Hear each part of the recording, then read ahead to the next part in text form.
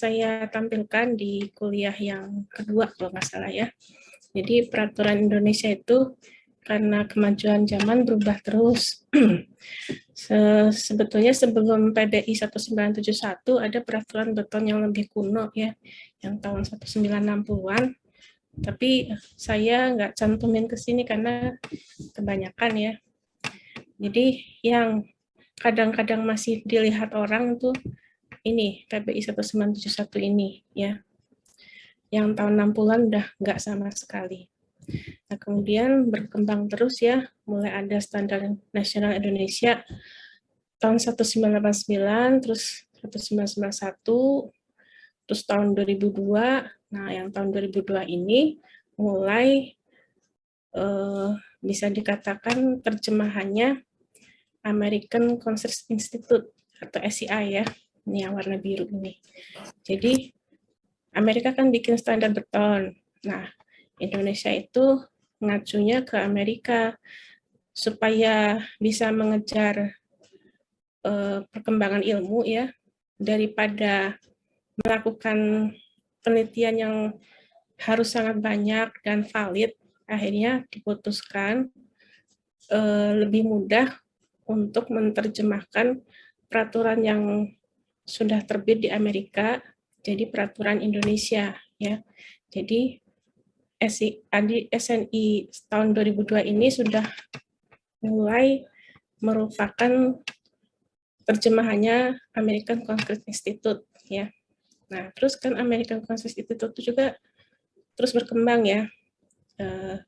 Kemudian tahun 2008 mulai ada SCI 31808. Nah, itu diterjemahkan oleh pihak yang di Indonesia jadi Standar Nasional Indonesia tahun 2013 ya. Nah, kemudian yang di Amerika berkembang lagi jadi SCI tahun 2014 yang ini. Terus diterjemahkan lagi oleh Indonesia jadi SNI Beton tahun 2019. Nah, sekarang SCI yang terakhir itu versi 2019. Nah, itu belum diterjemahkan oleh pihak di Indonesia ya. Jadi yang sekarang kita pakai yang berlaku di Indonesia itu kan SNI tahun 2019 ya. Itu adalah terjemahan dari peraturan di Amerika yang diterbitkan tahun 2014. Nah, ini kondisi suatu balok ya. Jadi ini kita perlu punya dasar ilmiah dulu ya sebelum masuk ke momen nominal dan momen ultimate. Kita lihat perilaku balok ya. Nah, kenapa dipilih balok kok bukan kolom, kok bukan pelat? Ya karena balok itu yang paling sederhana. Apa yang terjadi di dalam balok itu item-item gaya dalamnya itu lebih sedikit daripada kolom ya dan pelat. Jadi kita belajarnya dari yang paling sederhana dulu, yaitu balok. Nah, ini ada balok ditaruh di atas tumpuan, kirinya ini sendi, kanannya roll ya. Nah, terus dikasih beban merata dan beban terpusat ya. Nah, ini hanya perumpamaan saja. Bisa saja kita kasih beban merata dari ujung kiri sampai kanan ya. Atau kita kasih beban terpusatnya pas di tengah atau di pinggir itu ya. Tapi poin yang mau diambil dari gambar ini yaitu bahwa baloknya melendut ya, yang ada garis biru muda ini. Nah, melendutnya itu sekian mili gitu ya. Nah, kita lihat suatu bagian kecil dari balok selebar DX ya. Nah, selebar DX itu nanti kita tinjau. Lendutan yang terjadi itu akan menimbulkan ada suatu sudut ya, namanya theta di sini. Nah, kemudian kita tinjau ya, yang lebarnya DX ini. Lihat di sini ya, gambar yang kanan. Nah, ini kan sebelum deformasi ya, waktu baloknya masih lurus. Jadi bentuk kotak selebar DX itu masih seperti inilah ya, kotak itu. Nah, kemudian dikasih nama oleh penulis bukunya. Misalkan yang ini namanya lebarnya DS, yang bawah lebarnya DX ya, yang di tengah ketinggian penampang. Nah, kemudian ada jaraknya namanya Y ya. Nah, kemudian karena ada beban merata dan terpusat, kan ininya melengkung ya baloknya. Nah, kalau melengkung, pasti sisi atas balok ini tertekan, sisi bawahnya balok tertarik ya, kan melengkungnya ke arah bawah ya. Nah, jadi kalau kita lihat segmen selebar DX ini, jadinya begini, jadi agak berubah bentuk ya. Yang ininya, sisi atasnya kan tertekan, jadi agak mampet. Kemudian yang bagian bawahnya ini tertarik, jadi lebih lebar sedikit ya. Nah, kemudian ada momen yang terjadi ya, momen yang terjadi akibat gaya ini W dan P ya. Nah, kemudian karena ini melengkung ya, kalau ditarik garis, terus yang sebelah sini tarik garis juga, nanti kan ketemu garisnya ya di titik O aksen.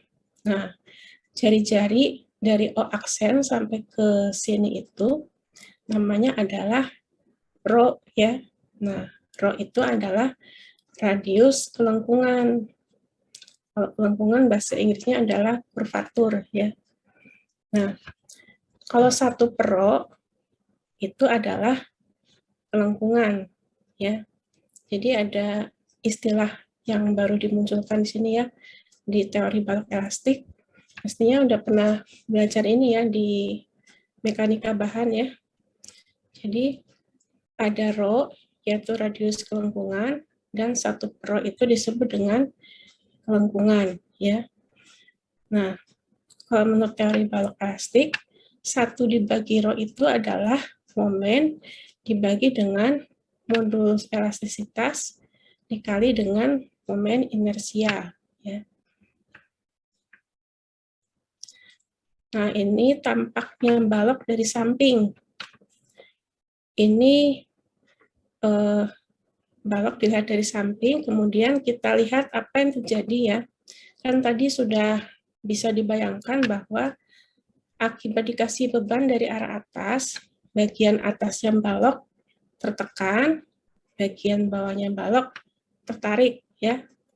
Nah, gambar ini kan ada garis vertikal, terus panahnya di sisi kiri ya, sisi kiri garis vertikal.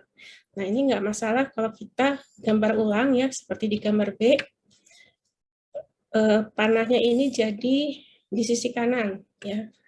Pengertiannya sama saja karena ini besarnya sama kan ya. Ini cuma model gambar saja diubah-ubah, tapi yang penting adalah bahwa di sini itu terjadi tegangan ya. Di sini tegangannya tegangan tekan, kalau di sini tegangannya tarik ya. Nah, tegangan itu lambangnya sigma ya. Sigma adalah momen dikali dengan Y dibagi dengan I. Nah, Y-nya berapa? Y-nya itu adalah jarak dari garis netral ini ya. Ini kan garis netral nih, horizontal ke 2/3 dari tinggi segitiga ya. Jadi kira-kira di sini nih. Itu jaraknya Y. Nah, sekarang kita lihat tampak 3 dimensinya ya. Kalau lihat kita tukar dikit baloknya. Gambar B itu seperti menjadi gambar C ya.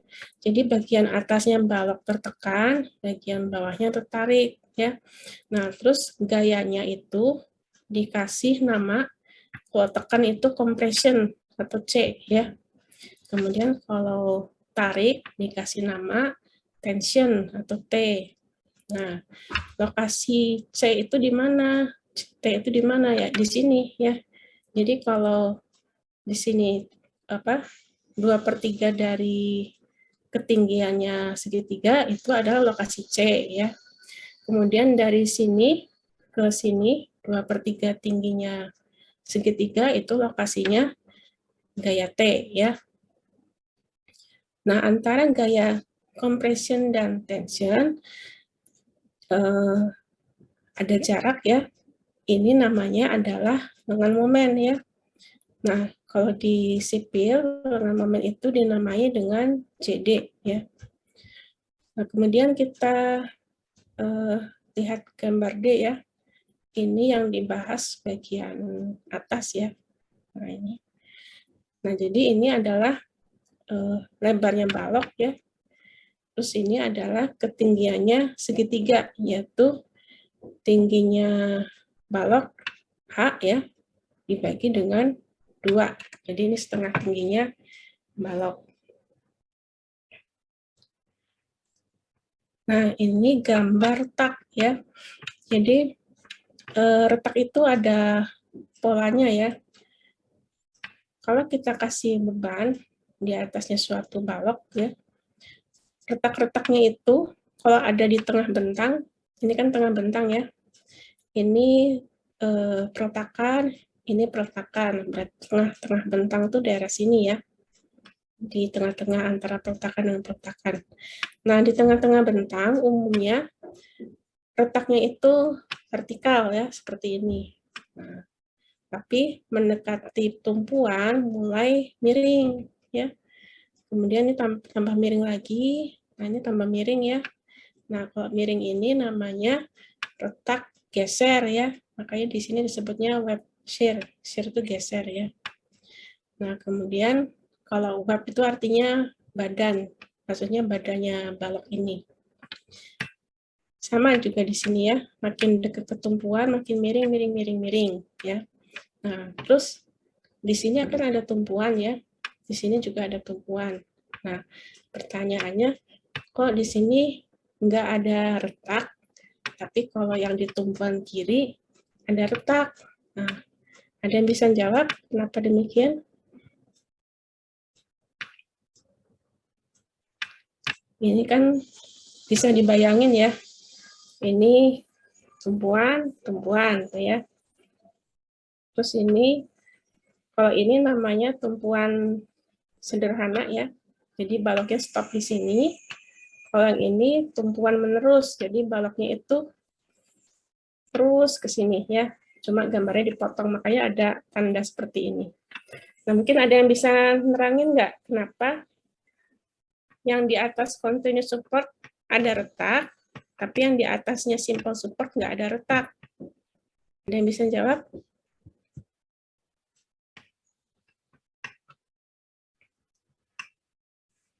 Coba saya panggil aja deh. Coba ya, saya acak aja nih, coba manggil. Nah, ada namanya Nisrina Karisa.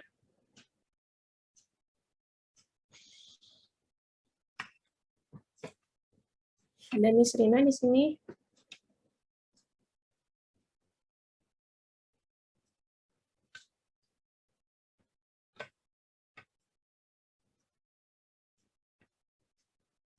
Ini pesertanya kok ini pada ngilang ya. Tadi 73, langsung hilang 10. Kenapa takut takut ditunjuk gitu? Ada nggak nih Serina di sini?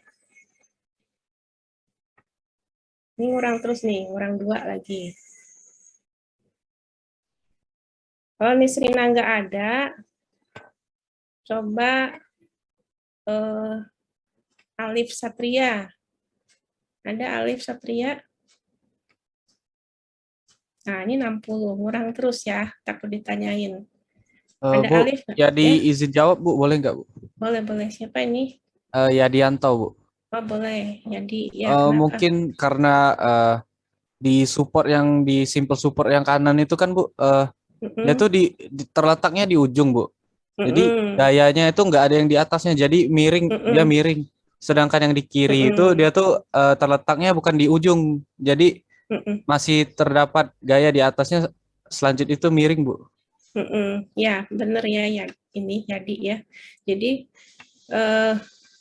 di sini kan seandainya pun tidak ada gaya merata ini ya. Ini kan balok ini punya beban berat sendiri dia sendiri ya. Nah, jadi kalau dia melengkung bentuknya seperti ini nih. Kan ini tumpuan ya. Di tumpuan kan lendutannya 0 ya. Ini lendut ya. Terus gini ke atas ya.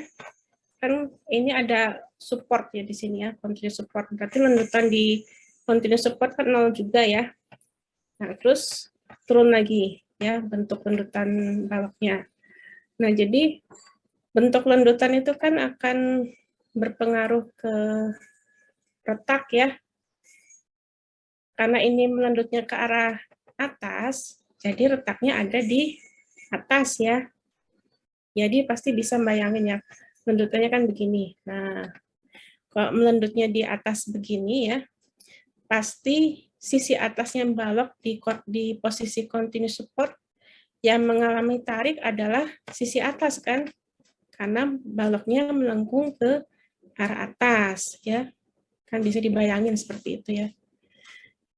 Nah, kemudian kalau melengkungnya ke bawah di tengah bentang seperti ini ya, melengkungnya ke bawah, berarti yang retak yang sisi bawah balok ya. Maka retaknya seperti itu, tergantung bentuk lendutan baloknya ya. Nah, ini jenis retak berikutnya ya. Jadi ini dibagi dua ya. Yang gambar kiri ini untuk penampang tipis, kalau yang kanan ini untuk penampang tebal ya. Nah, kita lihat satu-satu ya. Kalau yang ini dikasih beban tarik ya, tarik langsung. Jadi balok ini mengalami gaya tarik di tengah-tengah penampangnya ya. Nah, karena ditarik, betonnya nggak kuat, jadinya retak. Nah, retaknya seperti ini ya. Nah, kemudian kalau penampangnya tebal, ya sama saja retaknya juga vertikal-vertikal gitu ya. Cuma karena tebal ya pasti lebih kuat. Jadi ada keretakan yang cuma di pinggir ya, seperti ini di pinggir-pinggir saja. Jadi ada beberapa retak yang tidak menerus dari pinggir atas sampai ke pinggir bawah ya.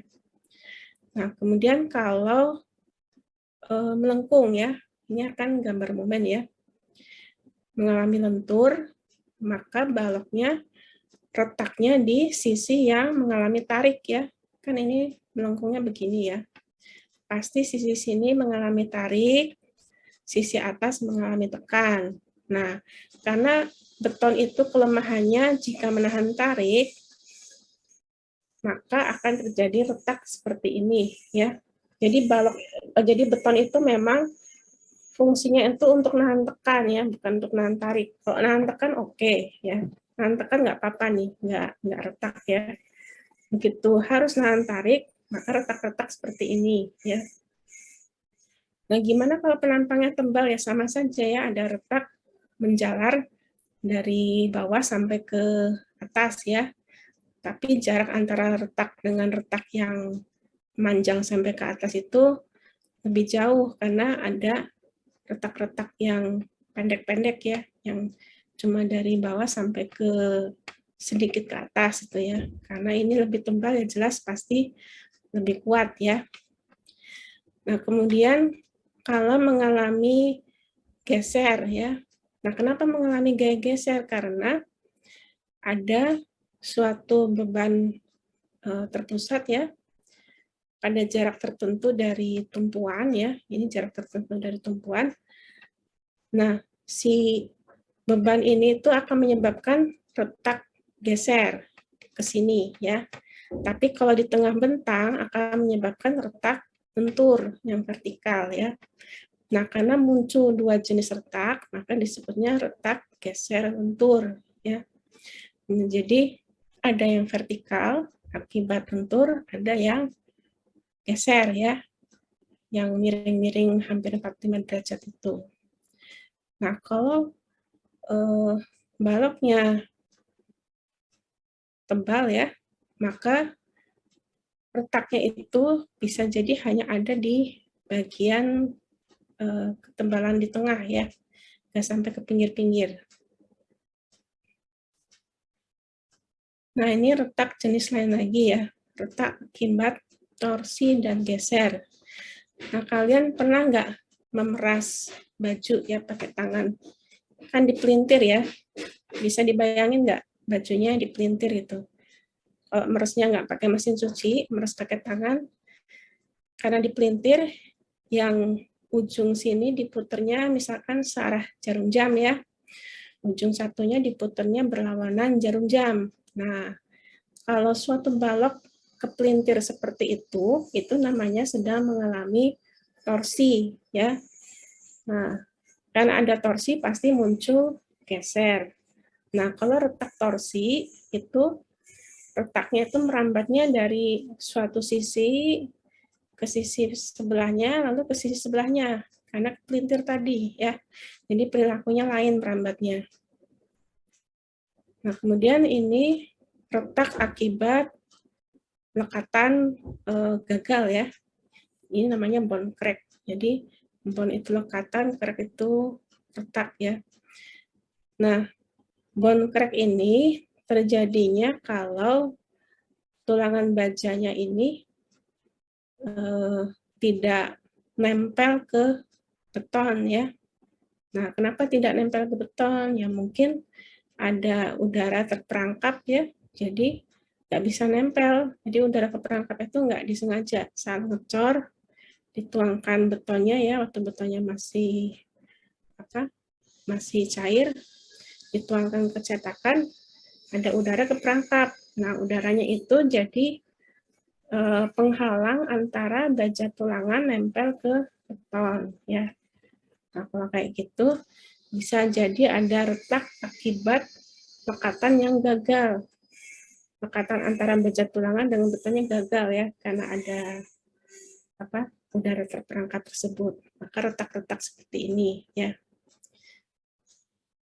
Nah, kalau dilihat dari samping ya, retaknya itu bisa juga merambatnya dari suatu sisi ya, terus ke sisi yang lain ya. Jadi dari suatu sisi kena ke baja tulangan, terus merambat ke sisi sebelahnya ya. Atau bisa juga merambatnya begini. Jadi dari suatu sisi samping ya, ke baja tulangan, merambat lagi ke baja tulang sebelahnya, terus gitu sampai ke sisi samping sebelah seberangnya gitu ya. Nah, bisa juga retak ya akibat beban terpusat seperti ini. Nah, ini contohnya kalau ada di beton prategang ya. Kalau beton prategang itu naruh tulangannya itu bisa jadi di tengah ya. Macam-macam sih bentuk beton prategang. Ada yang naruhnya di tengah, ada yang naruhnya bergelombang ya, pakai pipa. Tapi ini contohnya sepertinya yang lurus ya, makanya retaknya juga lurus. Nah, kenapa retak? Karena ditekan oleh baja prategang saat si beton ini belum cukup umur ya, karena beton itu kan kekuatan tekannya itu naik sesuai dengan umur betonnya ya. Kalau misalkan umurnya baru 3 hari ya itu kekuatannya kan masih rendah dari kekuatan yang didesain ya. Misalkan kita desain ingin beton dengan kekuatan 30 megapascal. Udah bagus ya rancangan kita komposisinya, misalkan pasir harus sekian, agregat sekian, terus misalkan ingin pakai super plasticizer sekian tuh ya, tapi umur betonnya masih 3 hari gitu ya. Nah, kalau kayak gitu ya belum 30 megapascal pasti ya. Kalau kemudian dikasih beban dari baja prategang pasti retak gitu. Jadi baja prategang itu tidak boleh kena langsung ke betonnya sebelum betonnya cukup kekuatannya ya. Biasanya dipegang dulu pakai angkur, ditahan dulu sampai umur betonnya cukup. Nah, baru sudah itu dipotong baja prategangnya, jadi neken ke beton ya. Nah, ini kan sudah diajarkan Pak Tanto ya minggu kemarin. Ini saya ajarkan ulang supaya lebih jelas lagi aja ya. Jadi prinsipnya penampang balok itu terbagi atas sisi yang mengalami tekan dan sisi yang mengalami tarik ya. Yang mengalami tekan tuh yang diarsir ya. Yang nggak diarsir berarti maksudnya mengalami tarik. Nah, maka dari itu gambar distribusi regangannya seperti ini ya. Jadi segitiga ini menggambarkan regangan tarik. Lalu segitiga yang ada di sini menggambarkan regangan tekan ya. Nah, ini perjanjian tandanya kalau tekan di gambarnya di sisi kanan garis vertikal. Ini vertikal ya. Tapi kalau yang mengalami tarik di gambarnya di sisi kiri garis vertikal. Nah, di sini ada data-data ya yang harus kita tahu kalau mau merancang atau menganalisis penampang balok ya. Kita harus tahu berapa misalkan luasnya tulangan ya di sini. Luasnya berapa AS gitu ya. Kemudian jarak dari sisi terluar serat tekan ke AS itu berapa ya. Terus tinggi penampangnya berapa ya, tuh H. Lebar baloknya berapa. Nah, terus regangan batas ini biasanya sebenarnya hasil percobaan ya, tapi kalau kita mendesain biasanya sudah ada datanya ya, berapa regangan batasnya itu. Kalau ES tuh biasanya harus dihitung ya. Nah, di teori awal-awal tentang beton ya, orang itu, para peneliti menggambarkan gaya yang terjadi pada penampang beton itu seperti ini ya. Jadi bentuknya melengkung ya. Nah, melengkung seperti ini itu adalah daerah yang mengalami tekan ya. Nah, gaya tekan tadi lambangnya adalah huruf C besar, singkatan dari compression. Compression artinya tekanan ya. Nah, terus compression ini adalah koefisien 1 kali koefisien 3 kali kuat tekan beton atau Fc prime ya, biasanya banyak orang nyebutnya Fc prime, kali lebar penampang beton yaitu B dikalikan dengan C.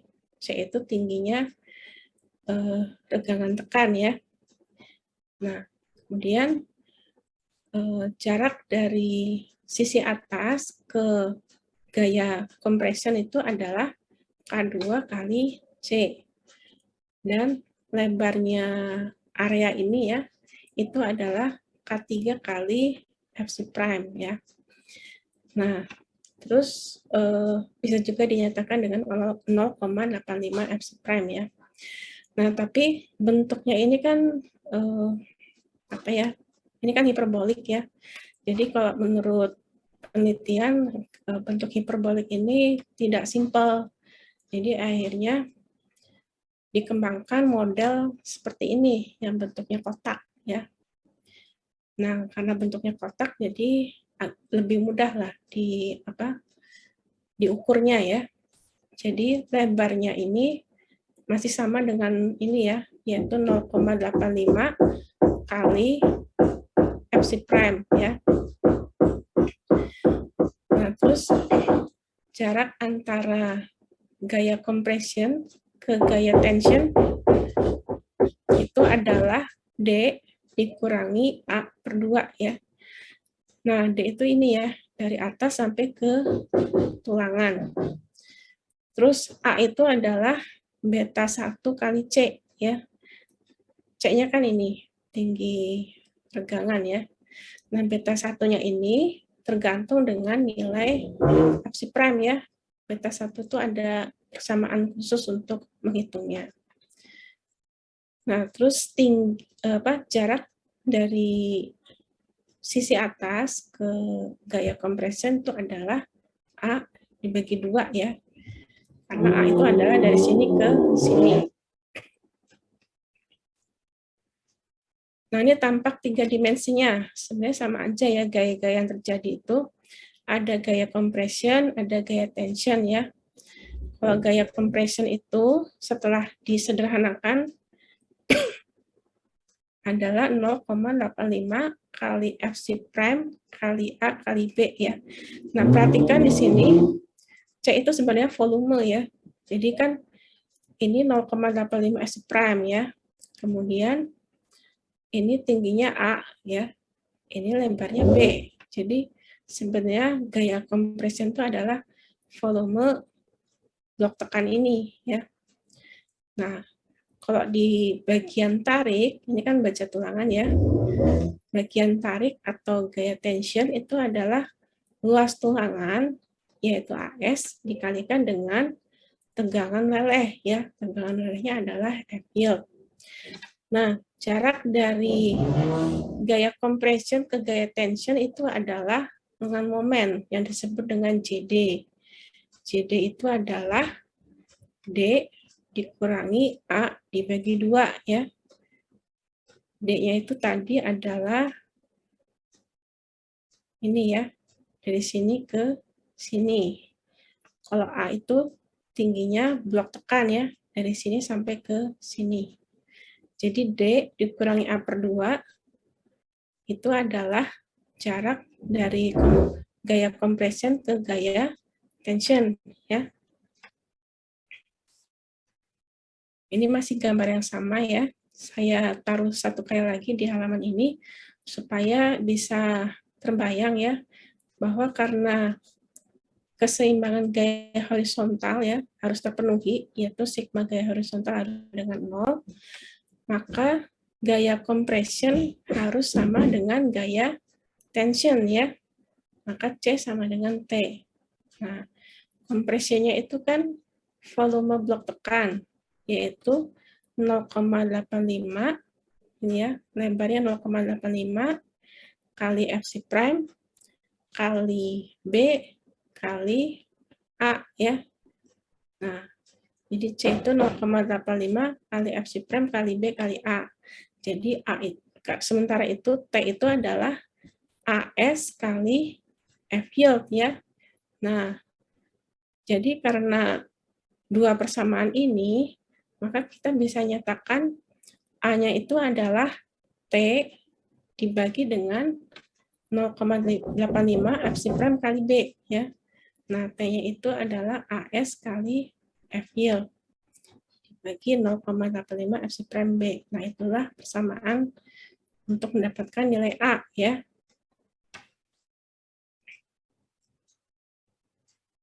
Nah, momen nominal seperti yang diajarkan sama Pak Tanto ya.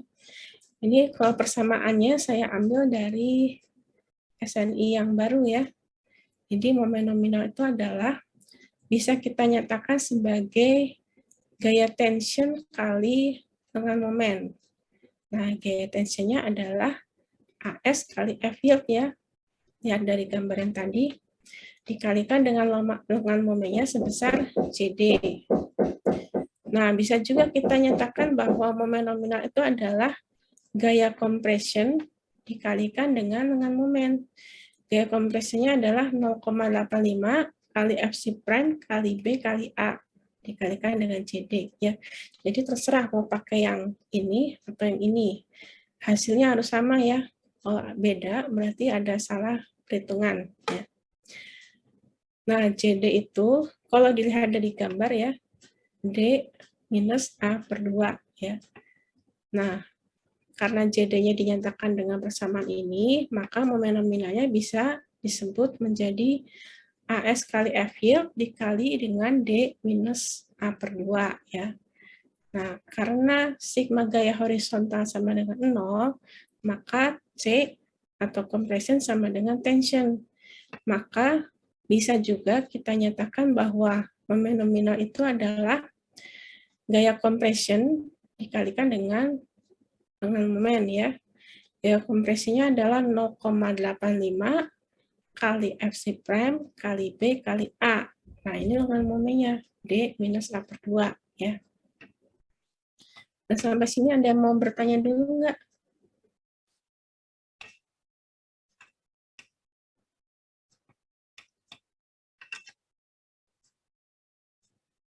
Kristinta mana, ada yang mau ditanyakan nggak?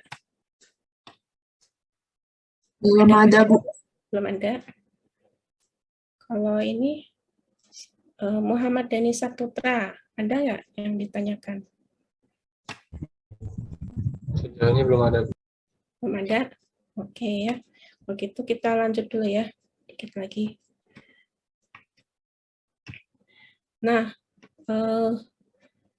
momen nominal tadi harus dibandingkan dengan momen ultimate ya. Kalau momen nominal itu kan inputnya lebar penampang balok, tinggi balok, luas tulangan, tuh ya, terus kuat tekan beton. Nah, data-data seperti itulah yang kita perlukan untuk mendapatkan momen nominal ya. Nah, kalau momen ultimate itu apa? Momen ultimate itu adalah akibat gaya dari luar ya. Nah, kalau bebannya disebut beban ultimate ya. Nah, jadi momen ultimate itu adalah akibat beban ultimate. Beban ultimate itu adalah kombinasi dari beban mati, beban hidup di atap, beban hujan, beban angin, dan beban gempa ya. Nah, kita lihat tabel 531 ini, saya ambil dari SNI Beton yang terbaru ya. Jadi, beban ultimate itu adalah bisa akibat beberapa macam kombinasi ya.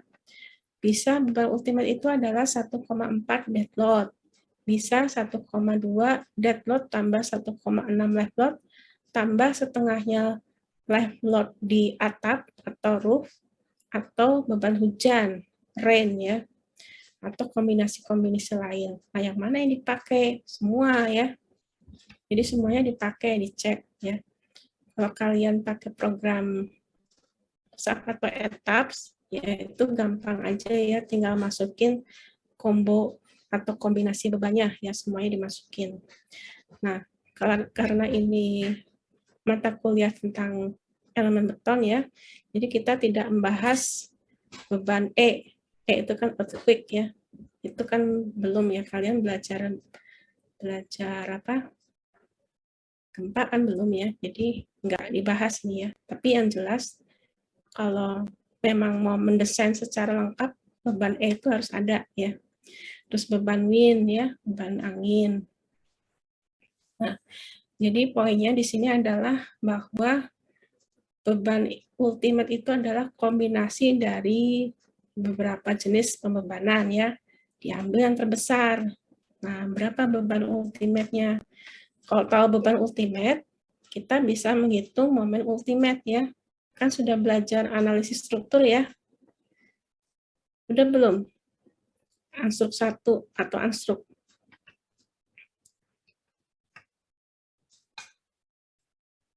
Yunira sudah belajar anstruk? Iya, Bu. Masih belajar anstruk. Masih ya? Semester sekarang? Ya. Ya, jadi di anstruk itu kan belajar untuk menggambar gaya dalam ya. Gaya dalam momen, gaya dalam aksial, gaya dalam geser ya. Nah, gaya dalamnya itu adalah hasil atau akibat dari beban luar kan. Nah, di beton itu beban luarnya itu disebut dengan beban ultimate. Jadi momen yang didapat disebut dengan momen ultimate ya. Nah, di sini saya kasih contohnya yang sederhana ya. Misalkan baloknya itu posisinya ada di dalam bangunan gedung ya. Jadi tidak kena beban hujan, tidak kena beban angin ya. Cuma ada beban dead load dan live load ya. Maka dengan demikian momen ultimate yang akan menghasilkan angka terbesar itu yaitu dari kombinasi 1,2 dead load ditambah 1,6 live load ya. Kalau dinyatakan dengan momen berarti momen ultimate adalah 1,2 momen dead load ditambah 1,6 momen live load ya. Nah, momen dead load itu isinya apa? Bisa momen akibat berat sendiri struktur dan beban mati lainnya ya. Nah, strukturnya kan di sini struktur beton bertulang ya. Kalau akibat berat sendiri, berarti kita kan harus tahu massa jenis beton ya. Masih ingat massa jenis beton berapa? Ada yang bisa jawab? Massa jenis beton berapa ya?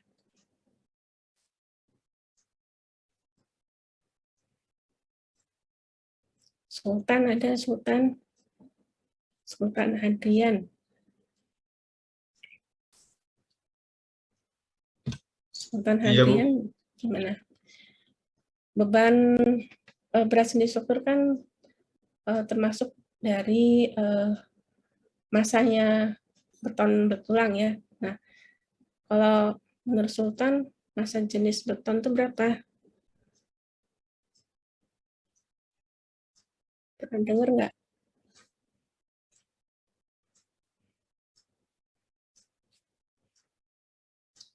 Massa jenis beton bertulang itu 1.400 bukan, Bu? berapa? 1.400 1.400 kilogram tambahin 1.000 per meter ya. apa tidak? Tambahin 1.000 ya. Jadi berapa? 2.400 ya. Jadi kalau beton bertulang ya, maksudnya beton yang sudah ada baja di dalamnya, massa jenisnya itu 2.400 kg per meter kubik ya.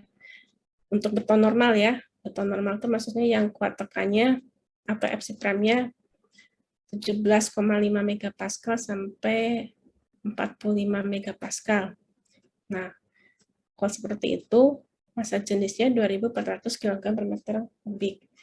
Tapi kalau beton saja, tanpa baja tulangan, pasti lebih ringan ya. Mungkin ada yang bisa jawab nggak? Pasti di bawah 2.400 kg per meter kubik. Kalau beton saja, beton polos tuh ya, massa jenisnya berapa? 2.200, Bu. Ya, betul ya, 2.200. Siapa barusan? Agak Siapa namanya?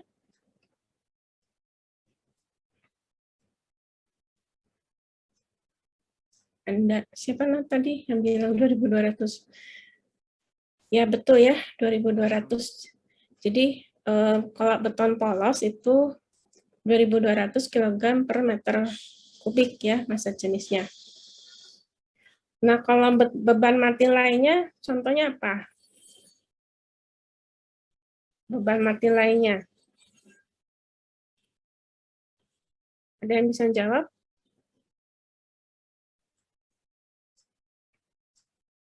Beban mati lainnya apa ya?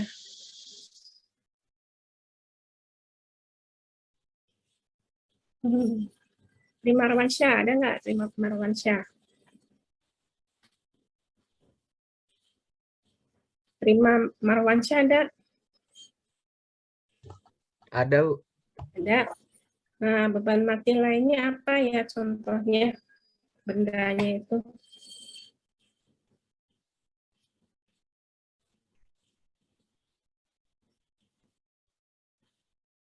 Kalau bangunan, supaya orang di dalamnya nggak kehujanan, dikasih apa? Prima Marwansyah. Atap bukan, Bu? Ya, atap ya. Itu contoh beban mati lainnya. Terus, apalagi? Kalau pingin dingin, kita pasang apa? Kalau pingin suhu udara dingin, nggak panas tuh.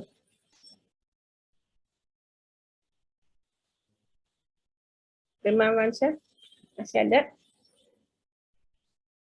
Kalau kita pingin nurunkan suhu ruangan, kita nyalain apa? Halo?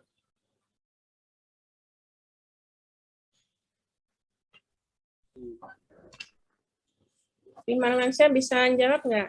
Kalau kita pingin nurunin suhu udara di ruangan ya, kita nyalakan apa?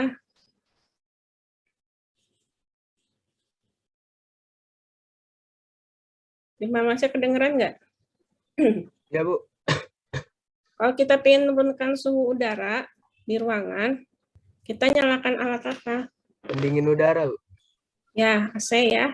Ya. Dan jadi AC sama pipa-pipanya itu kan termasuk mechanical electrical ya, termasuk lampu juga itu termasuk dalam kategori mechanical dan electrical. Itu juga disebut sebagai beban mati lainnya ya. Itu masuk ke komponen moment dead load ya. Nah, kalau live load apa nih? Live load itu isinya apa ya? Coba saya tanya yang lainnya. Fitri Dwi Indrayani, ada nggak Fitri Dwi Indrayani? Ada, Bu. Nah, momen akibat beban hidup. Nah, beban hidupnya apa contohnya? Hujan, Bu. Hujan ya, bisa rain ya. Terus apa lagi? Manusia. Manusia. Terus ada lagi? Angin. Angin wind. Beda lagi tuh, bukan beban hidup. Yang kita dudukin tuh apa? Kita duduk ya, pakai apa? Kita duduknya pakai apa coba? Kursi ya. Kursi, meja, lemari itu kan perabotan. Nah, perabotan itu kan bisa digeser-geser pindah tempat. Walaupun itu benda mati, karena bisa dipindah-pindah tempatnya, maka disebut sebagai beban hidup. Ya. Nah, terus berikutnya ini ya. Nah, suatu balok beton bertulang itu ya, kalau kita kasih beban terus-menerus besar itu ya, bebannya besar, sampai akhirnya melampaui kemampuan struktur balok tersebut, pasti baloknya rusak kan ya. Nah, rusaknya itu ada 3 cara ya, ada atau 3 kategori. Nah, yang pertama ya, rusaknya itu seimbang ya, disebutnya balance failure. Nah, kenapa disebut balance failure? Apa yang balance? Balance-nya itu karena waktu betonnya pecah, bajanya juga leleh, jadi berbarengan ya. Beton itu pecahnya saat regangannya mencapai 0,003. Kalau baja, lelehnya saat regangannya 0,002. Nah, di mana sih lokasi regangan beton dan baja? Nah, kita mundur dulu ya ke gambar tadi, biar tahu. Jadi ECU itu kan regangan beton ultimate ya, regangan konkret ultimate ya, C-nya konkret, U-nya ultimate. Lalu regangannya steel itu di mana gambarnya ya? Nah, kita mundur ke gambar tadi dulu sebentar. Nah, ini ya gambarnya. Jadi regangan ini, yang ini nih. Kalau ini 0,003, kemudian yang ini 0,002 bersamaan, maka itu disebutnya balance failure ya, atau keruntuhan seimbang ya, karena terjadinya bersamaan. Nah, kalau nggak bersamaan, bisa duluan EC-nya yang tercapai, bisa duluan ES-nya yang tercapai. Nah, berarti ada 2 ya kategori selain balance failure. Ada 2 kemungkinan kan. Nah, kemungkinan yang pertama, compression failure. Nah, yang disebut compression failure berarti betonnya yang kalah ya. Kan compression nih. Betonnya pecah ya, hancur betonnya. Bajanya yang menang. Bajanya kenapa menang? Karena terlalu kuat, atau bahasa Inggrisnya over reinforced ya. Jadi bajanya kebanyakan. Ini sebenarnya desain yang salah ya. Kita melihat tulisan over reinforced kayaknya oke nih ya. Over kan lebih dari yang diperlukan. Reinforced itu maksudnya diperkuat dengan baja tulangan. Nah, kalau kita baca tulisan over reinforced seakan-akan sepertinya inilah yang betul ya, sebenarnya enggak. Jadi kondisi over reinforced atau compression failure ini ya betonnya yang pecah, bajanya yang kuat itu akan membuat perilaku baloknya itu getas ya. Nah, jeleknya apa? Kita tuh nggak bisa lihat dengan mata ya, bahwa si balok ini tuh hampir rusak. Jadi baloknya nggak melendut, tapi tahu-tahu pecah aja gitu. Nah, justru itulah yang bahaya. Jadi kita nggak bisa siap-siap ya. Jadi kalau kita mendesain balok ataupun kolom nanti ya, yang bagus itu adalah tension failure ya. Jadi artinya yang menang itu si betonnya ya. Kalau tension failure yang kalah itu baja ya. Jadi bajanya yang ketarik. Nah, karena under reinforce, jadi maksudnya baja tulangannya nggak berlebihan ya, under reinforce itu. Jadi apa yang terjadi kalau suatu balok yang didesain sebagai under reinforce mengalami beban berlebih, maka baloknya itu akan melendut ya. Nah, kalau melendut kan kita bisa lihat nih, oh ini mau rusak nih, cepat-cepat dibenerin tuh ya, diperkuat tuh. Misalkan dicek dulu ke atas pakai alat ya, terus kemudian ditambahin baja tulangan, terus dicor ya, atau bisa juga sesudah dicek ke atas balok yang melendutnya, baloknya itu diselimuti pakai ini, pakai apa? Semacam selimut serat baja gitu ya. Jadi bukan baja tulangan tapi lembaran isinya serat baja ya. Nah, untuk mengurangi atau mencegah lendutan yang berlebih ya. Nah, jadi kalau kita mendesain, kita harus pastikan desain kita itu under reinforce. Jangan kebanyakan tulangan ya, kesannya oke nih kuat ya, padahal malah bahaya ya. Jadi kita harus buat sebagai under reinforce. Nah, gimana caranya kita bisa yakin bahwa desain kita itu under reinforce? Ya nanti ada persamaan-persamaan yang digunakan untuk mengontrol desain ya, supaya nggak kebanyakan baja tulangan. Nah, ini gambar diagram regangannya ya. Jadi yang garis tengah ini itu kan balance ya. Balance failure itu terjadinya kalau betonnya pecah pada saat regangan beton sebesar 0,003 dan regangan bajanya ya di sini dari sini sampai sini besarnya. Regangan bajanya adalah 0,002 ya. Nah, gimana kalau kebanyakan baja tulangan yang nggak melendut-melendut, bajanya itu ya regangannya kecil kan kuat banget nih. Kalau bajanya terlalu kuat atau over reinforce maka regangannya kecil, maka garisnya yang ini ya. Jadi regangannya kecil cuma segini ya. Nah, justru yang bagus itu kalau kita bisa lihat lendutan balok akibat bajanya meregang jauh ya. Nah, kalau meregang jauh gambarnya yang ini ya. Nah, ini regangan bajanya besar kan? Bisa dilihat dengan mata ya. Regangan bajanya dari sini sampai ke sini. Nah, inilah yang bagus ya, yang under reinforce. Nah, ini ya gambar yang menyatakan bahwa kalau suatu struktur itu didesainnya under reinforce, maka bisa meregang jauh, panjang ya. Nah ini. Nah regangannya ini dinyatakan dengan kelengkungan atau kurvatur dikalikan dengan H ya.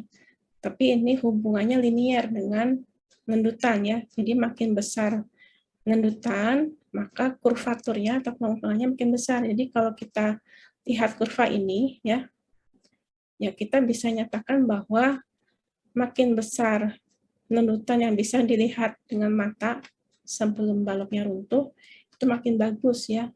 Nah, itu hanya bisa dicapai oleh balok yang didesain sebagai under reinforced beam. Jadi akan terjadi keruntuhan tarik atau tension failure ya. Nah, kalau imbalance failure itu kurvanya di atasnya ya. Nah, kalau yang compression failure lebih di atasnya lagi. regangan bajanya kecil ya.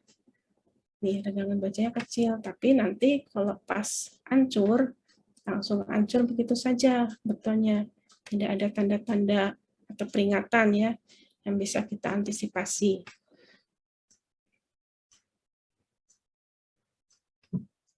Nah, berdasarkan, nah ini saya ambilnya dari SCI yang sebelumnya, dari SNI yang tahun 2013 ya. Kenapa enggak yang 2019? Yang di 2019 ini enggak dibahas lagi nih, RO ini ya. Tapi sebenarnya kita perlu nilai RO ya, maka saya ambil dari SNI yang tahun 2013. RO itu adalah rasio penampang ya. Nah, ini adalah cara kita mengendalikan supaya penampangnya under reinforce ya. RO adalah luas tulangan baja dibagi dengan lebar penampang balok dikali dengan tinggi efektif balok ya, atau D. Nah, AS dibagi BD itu tidak boleh melebihi 0,75 kali rho balance. Nah, rho balance-nya berapa? Nanti ada persamaannya ya. Nah, ini teorinya. Batasnya adalah 0,75 rho balance. Tapi di lapangan ternyata 0,75 rho balance itu tulangannya masih dirasa terlalu rapat. Jadi kalau ngecor ya, agregatnya ada resiko nyangkut di antara baja-baja tulangan. Nah, kalau nyangkut gitu ya tidak terdispersi dengan baik ya agregatnya. Jadi malah ngumpul karena nyangkut ya. Nah, dengan demikian kalau menurut pengalaman di lapangan ya, yang bagus itu adalah kalau rho-nya itu tidak lebih dari setengah rho balance ya. Itu yang gampang dicor, yang tidak akan nyangkut-nyangkut agregatnya ya. Nah, terus di sini ada tulisan dengan prinsip perbandingan segitiga. Kita mau membahas C, D, ECU dan E-yield ya. Nah, segitiga yang mana? Segitiga yang ini ya. Mundur lagi supaya jelas ya. Segitiga yang mana yang dimaksud? Segitiga regangan ini ya. Nah, ini segitiga regangannya. Jadi kan ini ada EC, ada ES ya, atau regangan baja. Tapi kalau sudah mencapai yield, namanya berubah jadi EY ya. Y itu kan yield. Jadi posisi epsilon yield itu di sini. Kalau sudah mencapai kelelehan ya. Kalau sudah baloknya melendut ya sampai bajanya leleh. Nah, epsilon still ini namanya berubah jadi epsilon yield kalau bajanya mencapai regangan sebesar 0,002 akibat bebannya besar gitu ya. Nah, terus setelah itu ini ada C ya. Nah, kalau kondisi balance, C ini namanya berubah sedikit jadi CB ya. C balance gitu ya. Nah, sekarang kita kembali lagi ke persamaan tadi.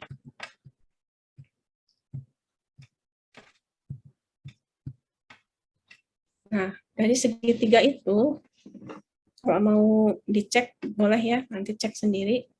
Dengan perbandingan segitiga, bisa didapatkan bahwa C balance dibagi dengan D, D itu tinggi dari serat paling atas ke ini ya, ke baja tulangan, sama dengan ECU dibagi ECU plus E-yield. Nah, tadi saya sebutkan ya, E-yield itu posisinya ya di epsilon S tadi ya. Kalau bajanya leleh, namanya berubah jadi E-yield. Ya. ECU-nya itu, waktu beton retak adalah 0,003 ya. Waktu beton hancur ya, bukan retak. Waktu beton hancur 0,003. Nah, E-yield itu, kalau masih ingat pelajaran SMA ya, regangan itu adalah tegangan dibagi dengan modulus ya. Nah, tegangannya di sini untuk baja baja yang standar itu 400 megapascal.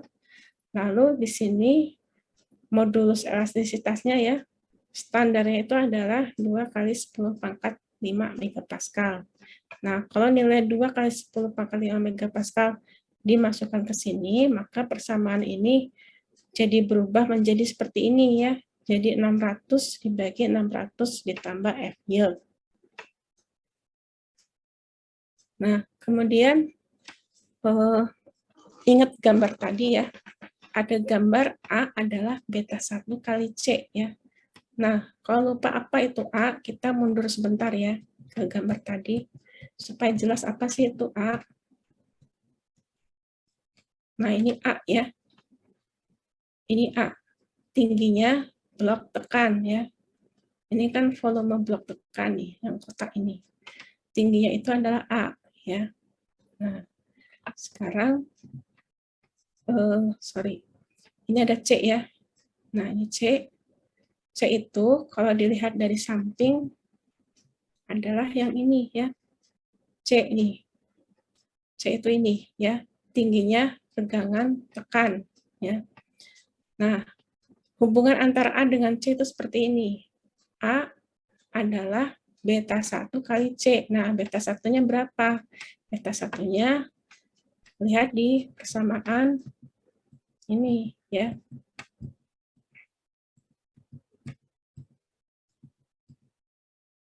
Nah, beta 1-nya itu ada 3 kategori. Untuk kuat tekan beton atau FC prime antara 17 atau sama dengan 17 sampai 28 megapascal, beta 1-nya 0,85. Kemudian kalau di atasnya 28 megapascal sampai 55 megapascal, maka beta 1-nya pakai persamaan ini ya, tapi harus lebih besar dari 0,65. Nah, kemudian kalau beta 1-nya,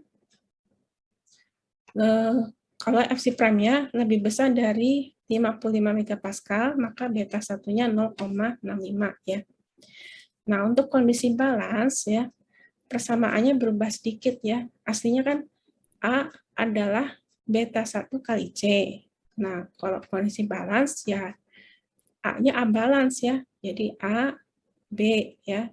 Dikali beta 1, C-nya juga harus C balance. Maka namanya adalah CB ya.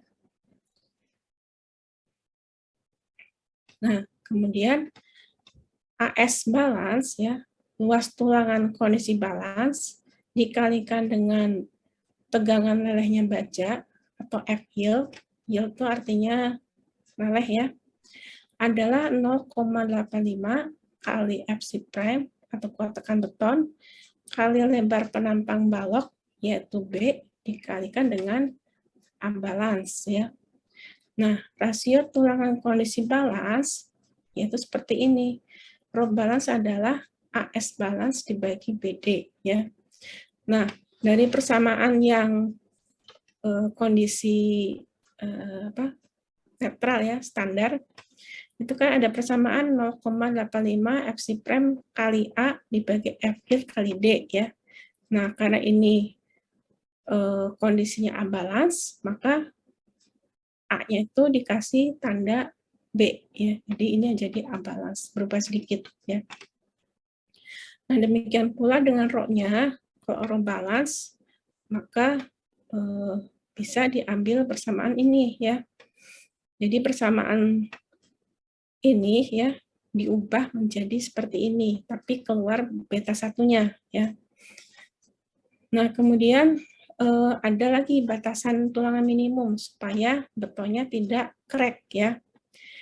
Nah, AS minimum atau luas tulang minimum harus memenuhi persamaan ini atau ini ya.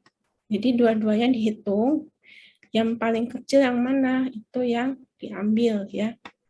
Jadi kita harus punya data FC prime, data F yield, data lebarnya balok ya, B web, dan juga tinggi penampang efektif ya.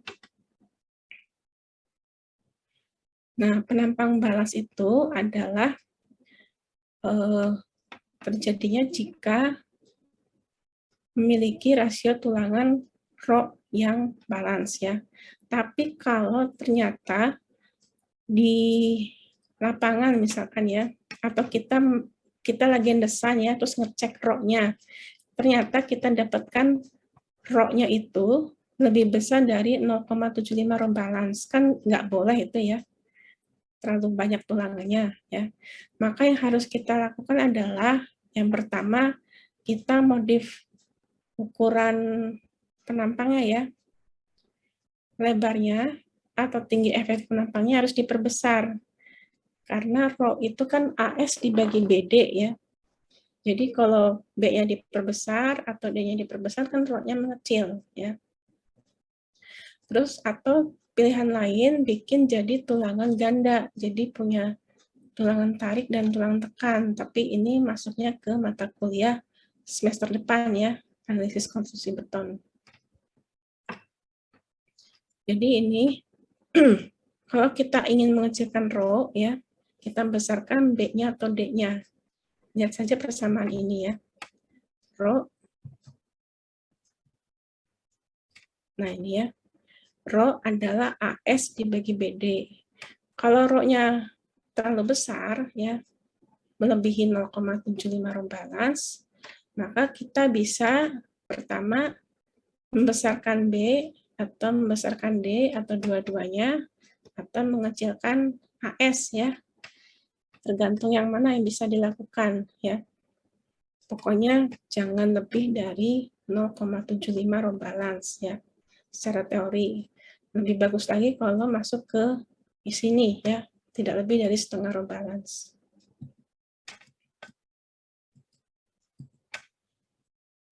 Ada pertanyaan nggak sebelum saya kasih contoh soal?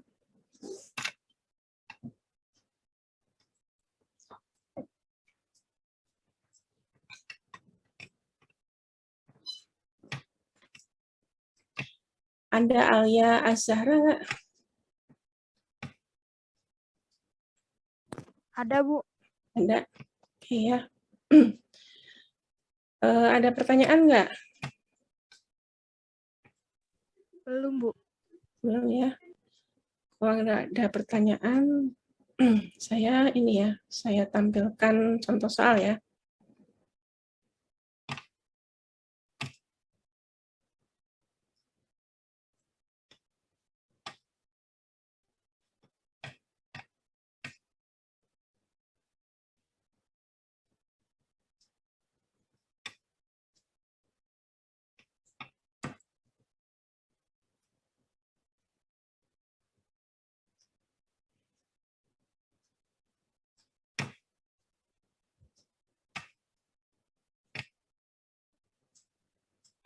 Kelihatan nggak ini? Apa? Nah ini. Kelihatan nggak contoh soal? Kelihatan, Bu. Kelihatan ya? Nah, jadi contoh soalnya saya cuma ngasih satu di sini ya. Nah, ini ada balok ya. Jadi ini kan semester pertama belajar beton ya. Jadi tulangannya hanya ada tulangan tarik.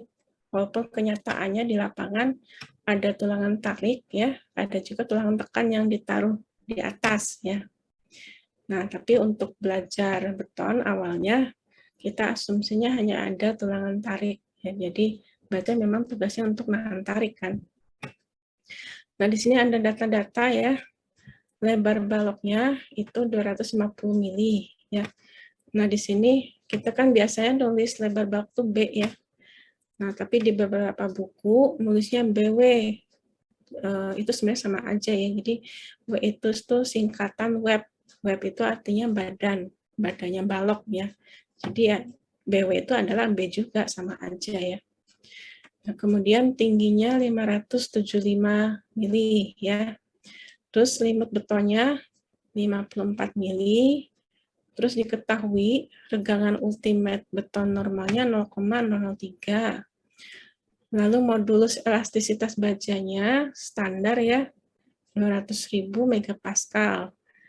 Tegangan leleh baja 400 megapascal. Nah, kalau kalian misalkan nanti kerja di konsultan atau kontraktor ya, kebanyakan baja zaman sekarang itu F-yield-nya bukan 400 megapascal, tapi hampir 500 malah ya.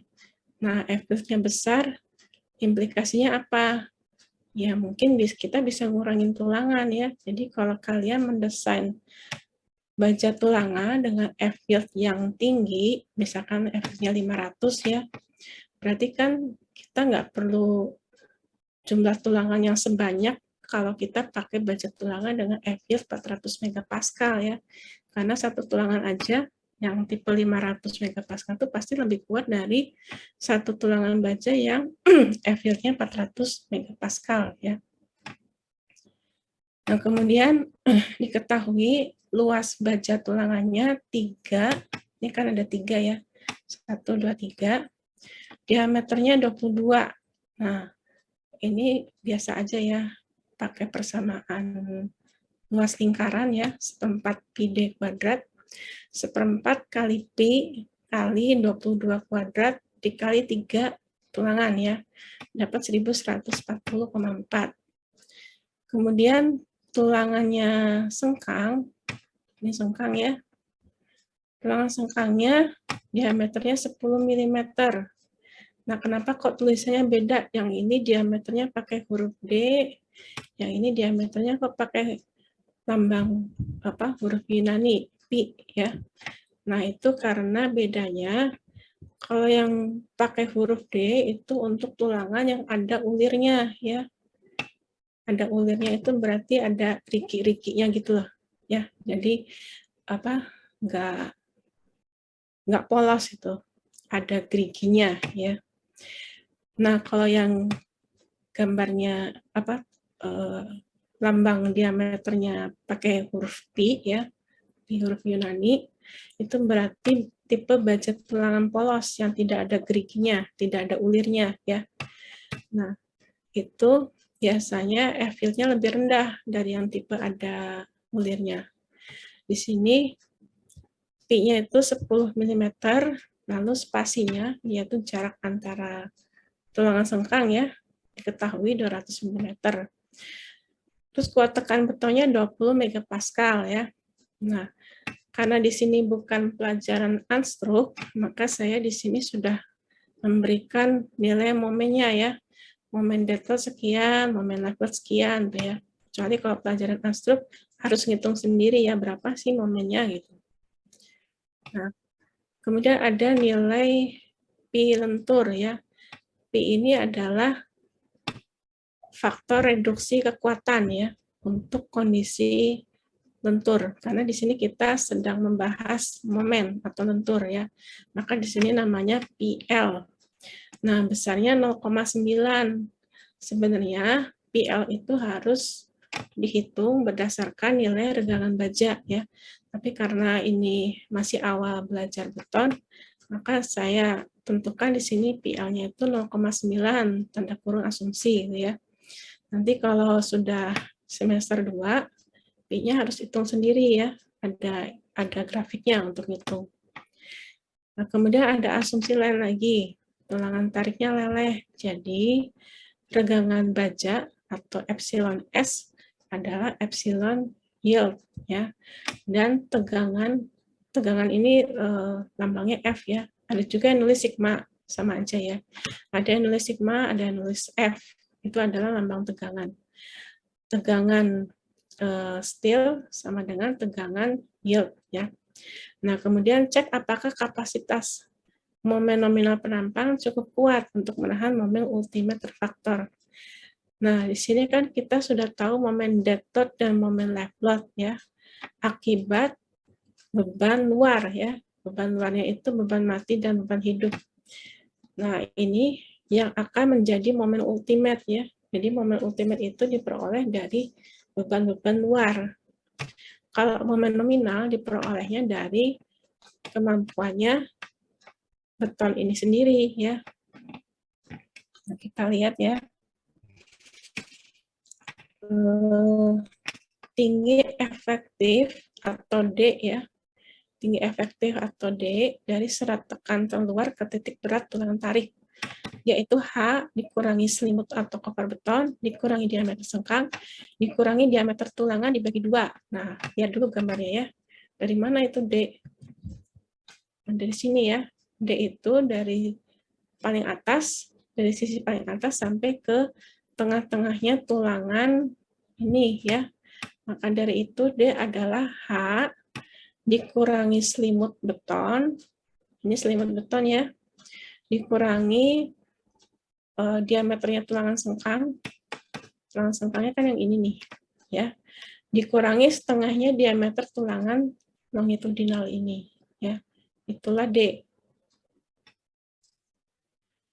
Maka didapat D-nya itu 500 mm. Nah, kemudian cek apakah tulangannya under atau over-reinforced ya. Nah, kita hitung rho-nya dulu, yaitu AS dibagi BD. AS-nya kan dapat dari data soal ya. B dan D-nya juga ada dari, B-nya dari data soal ada, D-nya baru dihitung ya. Nah, ternyata rho-nya itu 0,91%. Kemudian kita mau ngitung beta 1 ya. Karena kuat tekan betonnya antara 17 sampai 28 megapascal, Fc-nya kan tadi ada dari data soal ya, maka beta 1-nya 0,85. Ini kan lihat dari SNI beton ya. Nah, Rho balasnya itu gunakan persamaan yang tadi di teori ya. Masukkan nilai beta 1, Fc-nya berapa, F-yield-nya berapa. Nah, didapat Rho balasnya 2,17%. Dikali 0,75 nih. 0,75 kali Rho balas adalah 0,75 kali 2,17%. Didapatkan 1,63%. Tapi kalau kita ingin ngitung sekalian ya, setengahnya Rho balance itu adalah 1,09%. Nah, ternyata Rho-nya, ini kan 0,91 ya, Rho-nya itu lebih kecil dari 0,75 Rho balance. Jadi benar under reinforced ya. Bahkan juga lebih kecil dari setengah Rho balance. Jadi baloknya itu termasuk ideal ya. Ideal tanda kutip maksudnya agregat atau apa, batu-batu yang ada di dalam beton itu nggak akan nyangkut kalau betonnya dituang ke cetakan atau berkisting ya. Nah, jadi syarat under reinforced-nya oke ya. Nah, kemudian ada komentar juga ya. Kalau Rho-nya lebih kecil dari 0,75 Rho balance, tapi Rho-nya itu masih lebih besar dari Rho balance, memang nggak ideal, tapi sudah memenuhi syarat. Itu juga oke ya.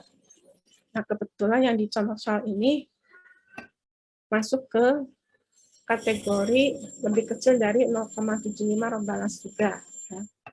Nah, kemudian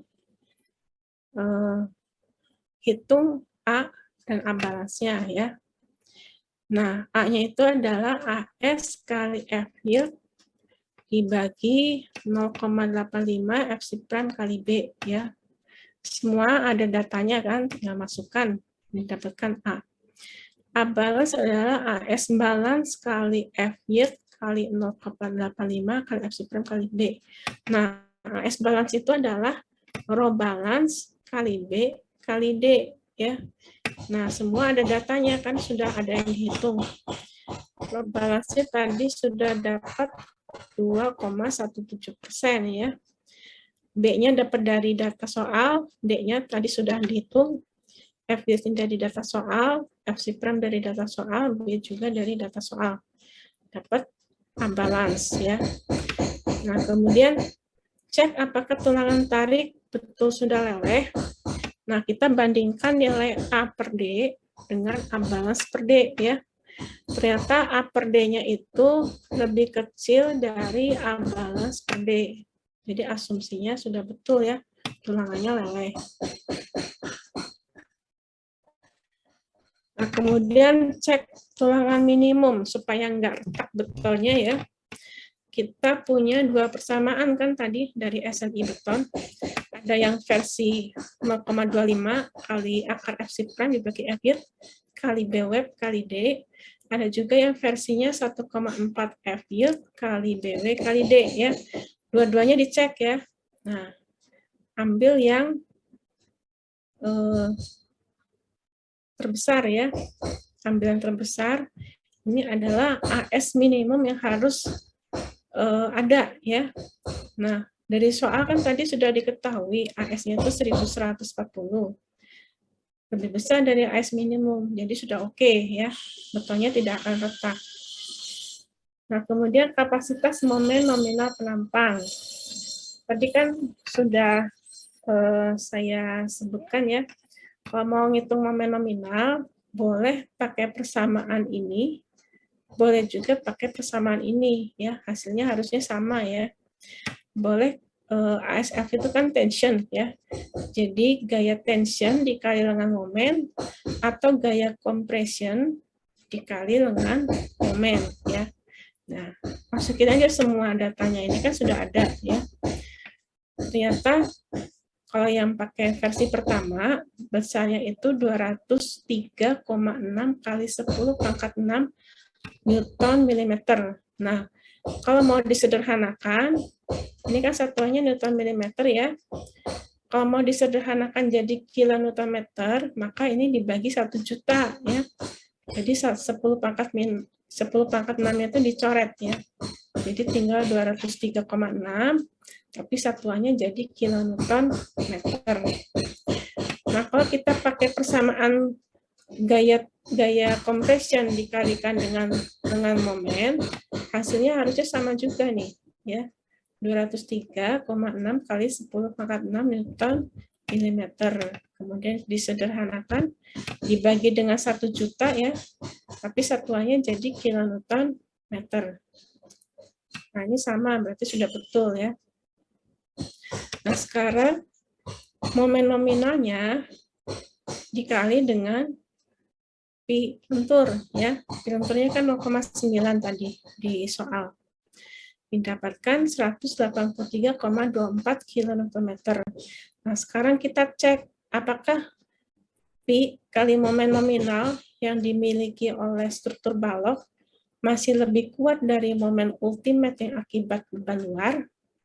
Nah, momen ultimate akibat beban luar, yaitu beban dead load dan live load, adalah pakai kombinasi 1,2 momen dead load tambah 1,6 momen live load ya. Tadi kan momen dead load-nya sudah diketahui, yaitu sebesar 60 kN/m. Dan momen live load-nya sebesar 65 kN/m. Nah, ternyata didapatkan 176 kN/m. Bandingkan 176 dengan 183,24. Ternyata masih lebih besar PL kali MN ya. Nah, karena PL kali MN lebih besar dari momen ultimate, maka baloknya cukup kuat untuk menahan momen ultimate. Jadi oke nih ya desainnya. Nah, misalkan ternyata dari luar momen ultimate-nya besar nih. Ternyata kita dapatkan, misalkan ya, momen ultimate-nya di sini, momen dead-nya 100, terus momen live-nya 100 juga. Nah, pastikan momen ultimate-nya akan lebih besar dari pi kali momen nominal ya. Berarti baloknya nggak kuat kan? Nah, kalau baloknya nggak kuat, apa yang harus diubah? Contohnya apa yang harus diubah untuk membesarkan PMN? Ini aja patokannya nih. Patokannya adalah persamaan ini. Apa yang harus diperbesar untuk memperbesar PMN? Dan bisa jawab?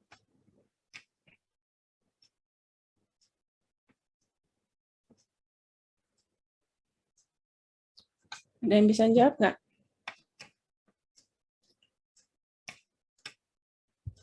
Muhammad Yusuf, ada nggak?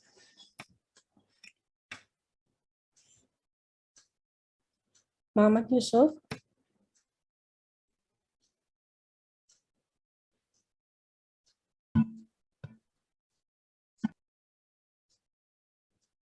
Muhammad Yusuf ada? Atau mungkin temannya yang lain? Siapa aja yang bisa jawab? Gimana caranya memperbesar momen nominal supaya bisa meng-counter momen ultimate? Lebarnya bukan, Bu? Ya, lebarnya ya. Ya, ini sederhana aja. Ini siapa tadi yang jawab? Yunira, Bu. Yunira, ya. Ya, jadi Yunira betul ya. Salah satu cara untuk meningkatkan momen nominal ya perbesar lebar balok. Ini kan jelas nih, 0,85 kali kuat tekan beton, kali lebar balok atau BWeb ya, kali A, kali D minus A/2. Nah, kata Yunira, besarkan lebar balok. Ya betul. Ini kan kalau B-nya lebih besar, momen nominalnya naik ya. Nah, cara lain lagi, ada yang bisa jawab? Selain perbesar lebar balok, siapa aja yang mau jawab?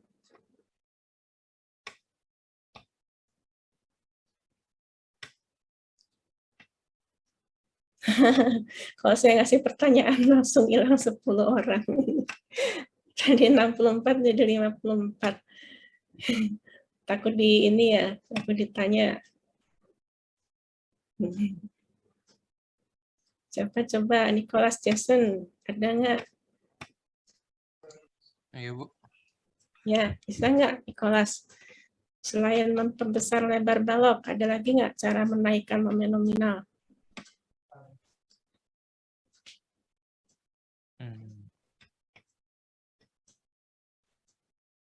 Lihat persamaan ini, dua persamaan ini. Apalagi yang bisa diperbesar kalau ingin menaikkan momen nominal? Tinggi. Apa? Tinggi. Ya, betul ya. Tinggi balok ya. Tinggi balok itu kan ada hubungannya dengan tinggi efektif ini atau D ya.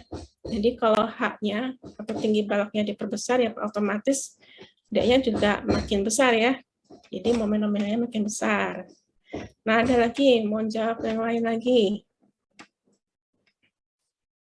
Siapa yang bisa jawab? Ada banyak cara ini.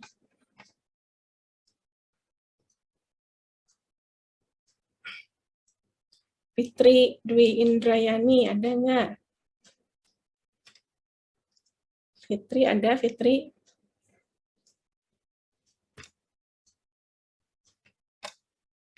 Fitri Dwi Indrayani. Ada nggak? Belum, Bu. Belum? Gimana? Ada pendapat nggak Fitri? Cara naikkan? Luas tulangannya, Bu. Ya, luas tulangannya betul ya. Nih, AS ya. Jadi kalau luas tulangannya ditambah, itu bisa menaikkan momen nominal ya. Ada lagi cara lagi. Satu lagi nih yang belum menjawab. Ada satu cara terakhir.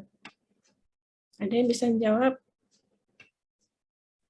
Yang jawab, Bu. Boleh, siapa nih? A kecilnya diperkecil bukan, Bu? Ini. Oh ya, bisa ya. A kecilnya diperkecil berarti apa? Kita lihat gambarnya ya kalau A-nya diperkecil. Kalau A-nya diperkecil itu berarti posisi kompresinya naik ya.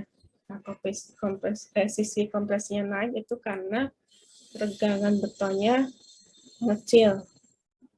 Nah, itu juga bisa ya. Tapi A itu sebenarnya tergantung sama komponen lain ya. Nah, tergantung dengan apa coba? Ada satu lagi yang belum dijawab. Cara terakhir.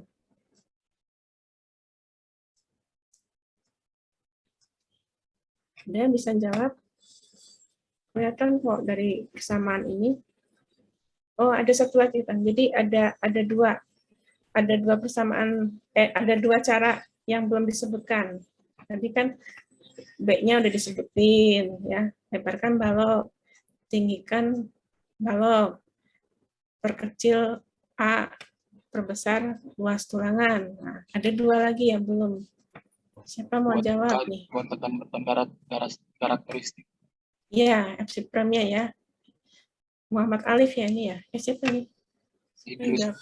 Oh, Idrus. Ya, betul ya. Jadi kuat tekan betonnya dinaikkan ya. Satu lagi. Terakhir. Ada yang mau jawab? Tegangan lele. Hmm? Tegangan lelenya, Bu.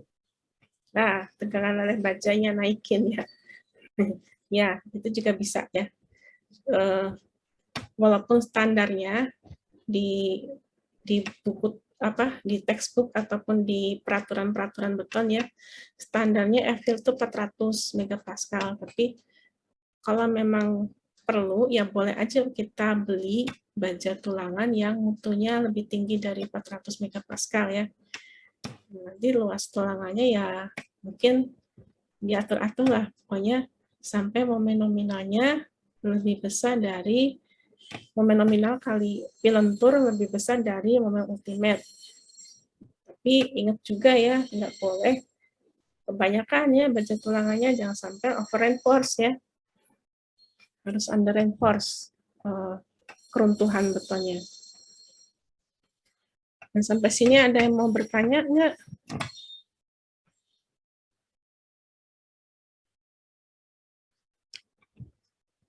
Ini habis ya.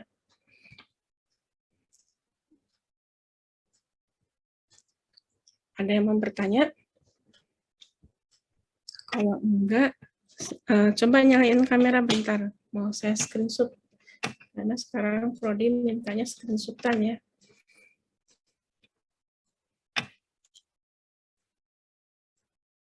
Ya, yang kameranya bisa nyala, tolong nyalain dulu. Ada 3 halaman ya. Jadi saya mulai halaman pertama dulu.